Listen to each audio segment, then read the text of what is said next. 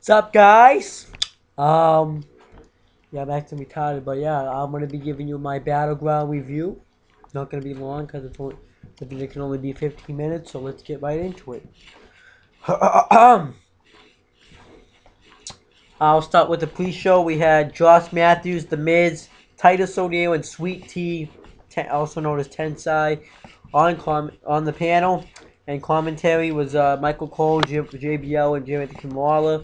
They talked, but Miz, Titus O'Neil, and Sweet Tea talked about the matches. They talked about how they really want Daniel Bryan to become WWE champion. So, and Renee Young was backstage talking about tweets, and then eventually like El Tarico from Los Matadores, like because she was wearing a red dress and the Bulls hate red. So, Ryback and Paul Heyman interviewed. They talked about Punk and talked about how he's gonna destroy him.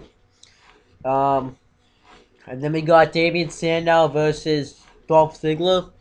It wasn't really anything special. It was a fine match for what it was. Dolph Ziggler got the win by the zigzag after Sandow tweaked his knee. So, but Sandow, it was actually not that bad of a match. It was pretty decent. But it wasn't. Yeah, it was just decent, you know.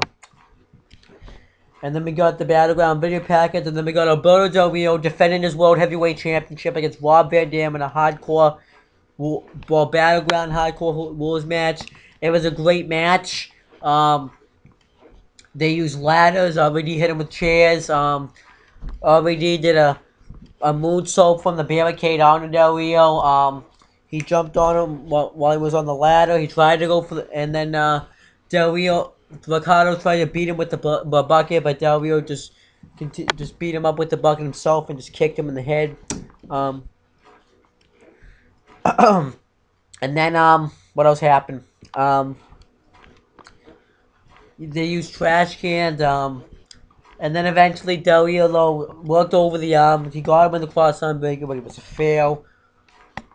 And then they got him in the cross arm breaker while he was a chair when Rob Van Dam tapped out and Del Rio retained his championship. It was actually not that bad of a match. Del Rio retained the championship clean too. People were expecting Ricardo Rodriguez to go back to him, but he just retained it clean, so that was fine.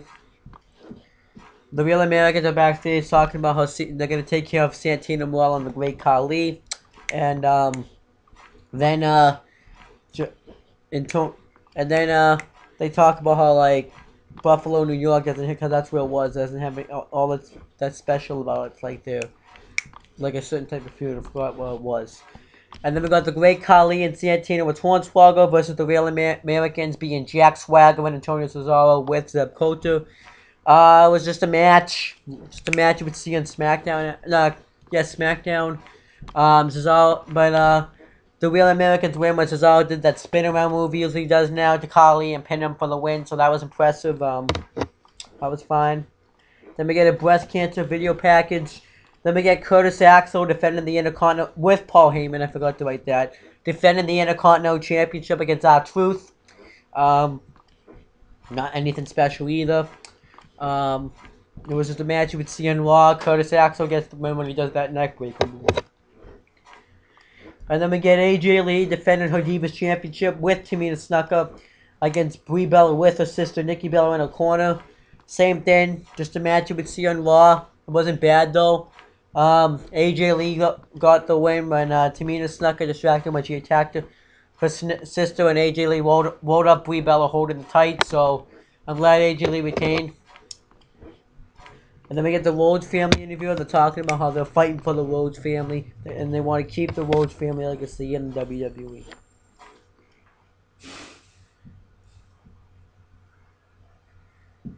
So then we got Seth Rollins and Roman Reigns with Dean Ambrose versus Cody Rhodes and Goldust with Dusty Rhodes. Now I'm going to say something. I know they're doing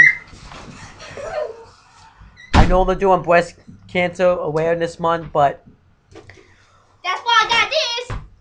See? Do you see it? But yeah, Goldust with his pink gloves. Like, he's all black and gold, but his pink gloves does not work for Goldust, so I think you should just get the pink gloves off of him, and just, like, he should just go back to black, because the pink gloves just does not work for Goldust. If he was, like, if he was, like, all black and gold, like, If it wasn't, like, it probably would work if it wasn't all black and gold, but he's doing this breast cancer stuff. But the match was pretty cool. Like, I think I got into it more, though, because I wanted Cody Rhodes and Goldust, because if they had won the match, they got their jobs back, and if they lost, they could never work for the WWE again, and Dusty Rhodes would be fired. So,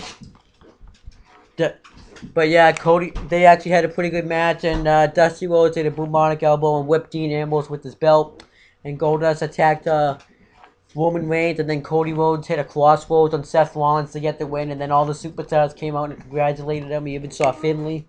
Can you go in your room so I can watch the video? No! Alright, No. then go over there. Owen.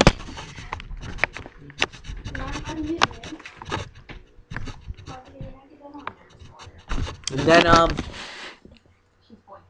Hell in a Cell ad, R-Truth was like talking about how, like, if you were looking for compassion, R-Truth was kind of hyping it up, so. And then the Superstar panel talking about the matches. Brad Maddox is backstage. And, they talk, and he's left in charge of the pay-per-view because Triple H and Vince McMahon and Stephanie McMahon left, so he's left in charge. Then we get Kofi Kingston versus Bray Wyatt with Luke Harper and Eric Rowan. This match was better than I thought it was going to be. There was a move where Kofi Kingston went to go off the top rope and Bray Wyatt caught him into a power slam. Kofi Kingston, Bray Wyatt actually did like a handstand and walked around on his hands. That was cool. Kofi Kingston slingshot himself and went into the Wyatt family, did a crossbody, and I actually thought that was over. When Bray Wyatt did his crossbody, I thought he like broke Kofi Kingston in half. But yeah, and then Kofi Kingston went for the SOS, but Bray Wyatt counted into the Sister Abigail. And then afterwards, the Wyatt family attacked Kofi Kingston. Eric Rowan did like a knee to the spine move, and Luke Harper did that. And Eric Rowan did a spinning clothesline. And then Bray Wyatt said that there's no right or wrong. There's just you're just either right or wrong. I don't really remember what he said.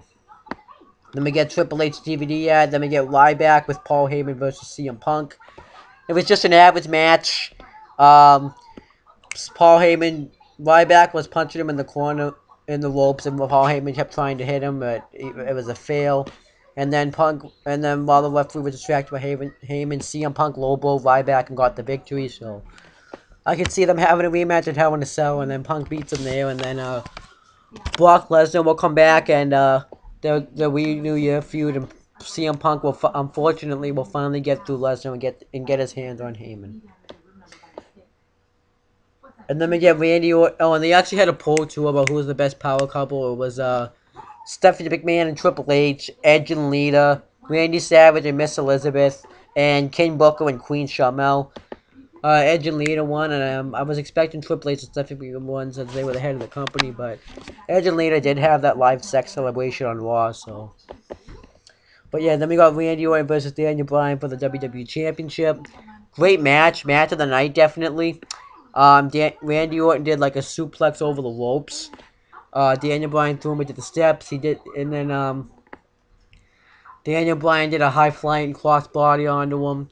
Orton got him. Orton did a powerbomb. Orton got him into a Boston Crab, which is a move that I've never seen Orton do. And then Daniel Bryan had him in the S-Lock. And Big Show pulled him out of the ring. And then Big Show, I guess, was forced to the ref out of the ring. And I guess he was forced to go out there and knock out Daniel Bryan. And he did. And then Randy Orton was about to win the championship, but Big Show pulled that ref out and knocked out that ref, which I was really happy with. And then Big Show then afterwards knocks out Randy Orton and then stands tall, so nobody actually won. So that means there still is no WWE champion. So what I think is going to happen at Hell in a Cell, Daniel Bryan's finally going to win the title. Then they're going to do Orton Daniel Bryan again inside Hell in a Cell, which could be great actually. And I think that's when Daniel Bryan will finally get his legit one with the championship. And that Survivor Series, which I am going to, it will be Daniel Bryan defending the championship against someone. If it's the CM Punk situation, I could see CM Punk and Brock Lesnar having a last man standing match at Survivor Series.